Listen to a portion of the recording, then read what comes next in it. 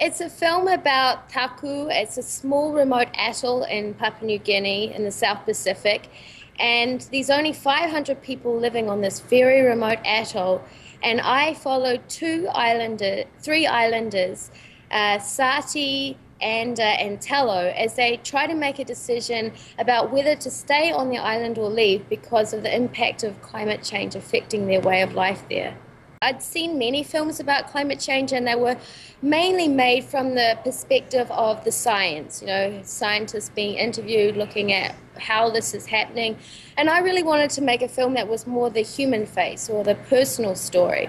So when I read an article about Taku in a magazine, and I was really, really taken by the story because to me, I know I'm interested in themes around culture and identity in relation to land.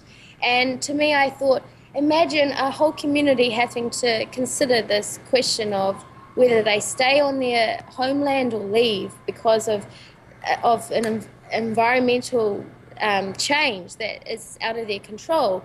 And I think that was a really powerful story to me. And to me, I thought it could really make us think about this important issue in a way that maybe we haven't looked at before.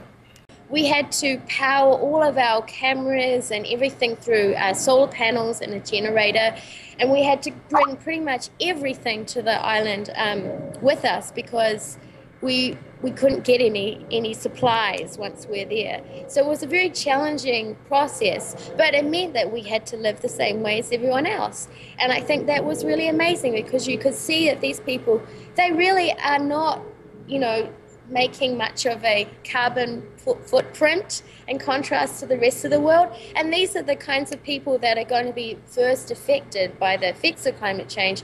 So that was a real eye-opener. Coming back, I think we flew back into the Gold Coast, and I remember getting quite freaked out seeing all of this sort of shops and people buying things and the sort of waste around, and the amount of energy that everyone uses in contrast to this group of people living on an island where they're very self-sufficient.